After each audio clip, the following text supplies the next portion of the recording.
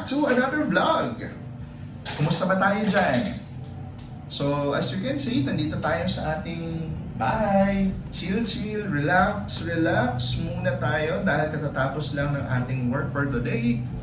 Yung nag-iisip ng pwedeng iluto, makain for tonight. Ano ba maisasuggest nyo guys? Yung.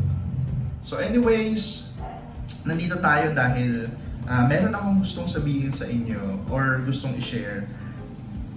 Matanong ko lang, may mga bagay ba sa buhay ninyo na nahihirapan kayong gawin? Mga desisyon na parang may nag-hold back para gawin ninyo? Ako kasi lately or from the past month nito, medyo may gusto ko akong gawin pero parang ayoko din. Ayun, medyo magulo akong kausap, diba? So, ito yung bagay na matagal ko na rin iniisip. Pero bago ko i-share sa inyo, bago ko i-reveal sa inyo, gusto ko munang magkwento ng isang storya from the Bible. A story of love, faith, and tragedy. Medyo nakakalungkot yung story na to. And this is actually the story of Samson. Makikita natin sa story na to na ang kalakasan natin, ang karunungan natin ay talaga nagmumula lang sa ating Diyos na buhay. Let's see. Si Samson ay isang totoong karakter sa Biblia at ang pinakamalakas na tao sa kasaysayan na naiulat. Ang Diyos ang nagbibigay ng lakas kay Samson. Hindi pa ipinapanganak si Samson, sinabi na ng Diyos sa nanay niya, "Ililigtas ng anak mo ang Israel mula sa mga Pilisteo."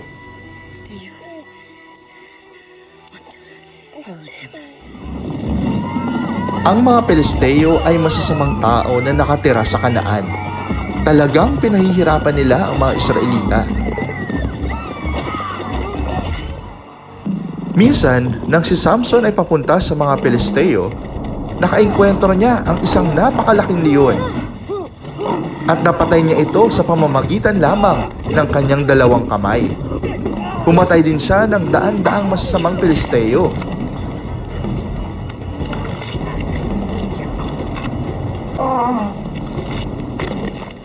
Pagkatapos, si Samson ay umibig sa isang babaeng nagngangalang Delilah.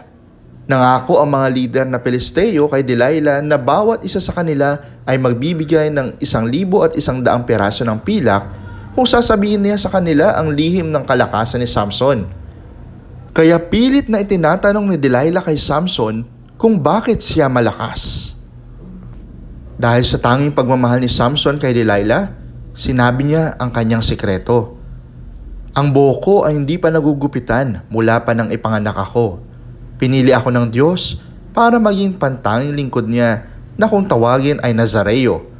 Kung gugupitin ang buhok ko, mawawala ang aking lakas."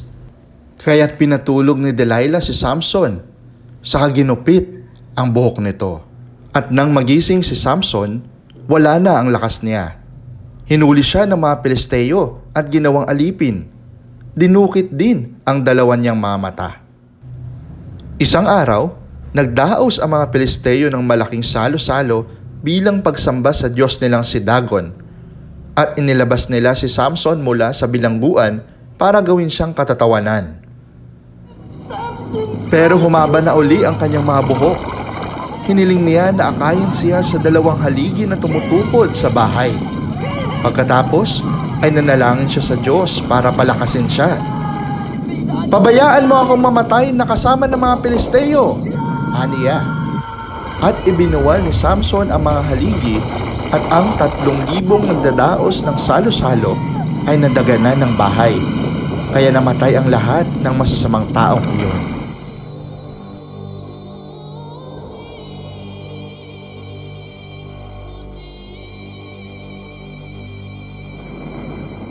So that is the story of Samson.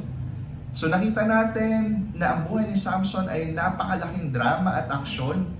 Ayun, kahit na meron siyang extra supernatural strength, nagpakita rin siya ng kahinaan ng kanyang damdamin. At ganoon din siguro tayo na mga tao, minsan hindi natin nakokontrol yung damdamin natin. Lalo tigit pagdating sa love, di ba? Marupok tayo pagdating sa love. Na-share ko sa inyo yung kwento na yun ni Samson. It's because related yun sa gagawin natin or sa vlog natin for today. It's all about the hair, di ba? Si Samson, nakita natin na nanggagaling yung kanyang strength sa hair, sa buhok. And yun yung gusto kong i-share sa inyo. After 2 years and 9 months na nagpahaba ako ng buhok, finally I have decided na magpagupit na. May panghinayang ng konti dahil syempre sayang nga naman yung panahon na ginugol mo, inantay mo para magkaroon ng ganitong kahabang buhok, di ba? Pero game na. I have decided na magpagupit na talaga dahil sobrang init na talaga ng panahon and hindi na ma-maintain ng maayos yung buhok and laging basa yung likod, laging pawis yung batok, di ba? Nagkaka-dandruff na rin tayo and minsan nakakatulugan na natin na basa yung buhok. And one more thing kung bakit gusto ko na rin magpagupit, it's because humingi ako ng sign and binigay sa akin yun. Naniniwala ba kayo sa sign, mga kabiyahes? Ako kasi oo. Sinasabi ko, magpapagupit ba ako? Hindi. Magpapagupit ba ako? Hindi. And one day, ito totoo, gusto kong i-share sa inyo. Sa pagtatanong ko na gusto ko bang magpagupit or hindi muna. Kasi ang hirap din talaga mag-decide ng papagupit ka o hindi. Dahil ang tagal mo ding pinahaba, di ba? Sayang naman. Di ba? Pwede mo namang i-maintain na ganyan, tali, headband or what. Pero, ayun. So, one day, naka-receive ako ng email. And yung email na ito came from my company kung saan ako nag-work. And it is actually an email of inspiration para sa aming lahat. Dahil naghahanap ito ng mga donors na magdodonate ng kanilang mga hair. Not necessarily yours, pwede sa kamag-anak mo, sa family mo, or your friend. And magiging way ka lang para maibigay yung buhok na yon. But actually it touches my heart because malapit sa akin yung may mga ganitong sakit. I will be doing this thing not because I want to gain your likes and subscribe from my channel. No. Gagawin ko yung bagay na ito dahil ito yung gusto ko talagang gawin. I want to be an inspiration sa lahat ng mga kapatid nating may cancer. Kahit na after ng Pasko, kung hindi man magawa yung buhok na to, maging part ako ng smile sa kanilang mga mukha. At tayo din, kung meron man tayong gustong gawin, hindi lang yung pag-donate ng buhok or what, being kind, the act of kindness, or just smile to someone na mayroong pinagdadaanan, that's a big part na pwede mong ibahagi sa kung sino man ang may pinagdadaanan. Diba? Maraming salamat sa inyo. Let's go sa salon, sa barbershop, at tara, pagupit tayo at tingnan natin yung ating new look para sa darating na New Year. Go! Hi mga kabiyahes! At ito nga, prepared na tayo, papuntan tayo sa Serendra para magpagupit sa ating new look. Kaya tara, samahan niyo ako.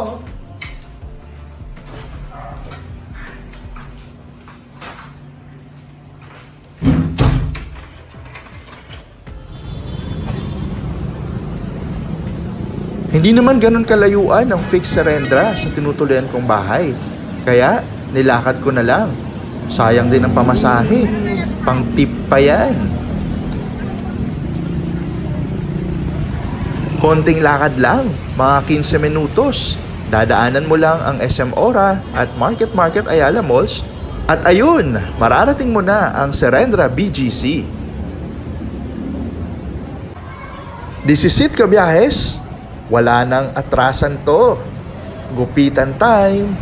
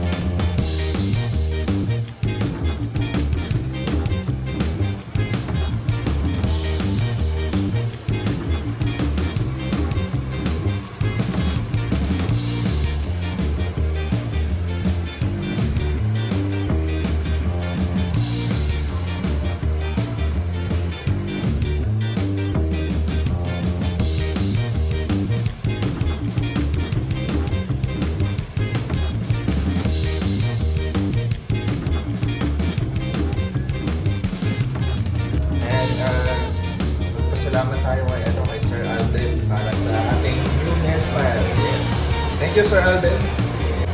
Sa kaya makikita sir, yung sa gusto nila magpagupit, Sa bench pizza rin. bench fix sa renta. Thank you.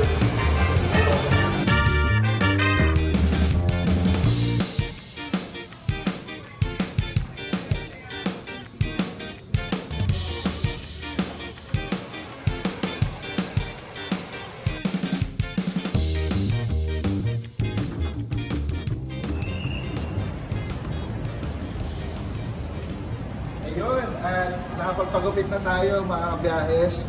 Ito yung ating bungo ng almost 2 years and 9 months. Without magkamali, 9 months. Ibibigay natin to, i-donate natin sa mga cancer patients, sa mga kaibigan natin. And I hope nagustuhan ninyo yung new hairstyle. Kung ako nagustuhan ko, kayo ba? Comment down below kung nagustuhan ninyo. And I hope and I pray na yung mga receive nito ay pagpalain ng lubos-lubos ng ating Panginoon. Sige, salamat! At sa susunod na biyahes ulit natin. See you! Bye-bye!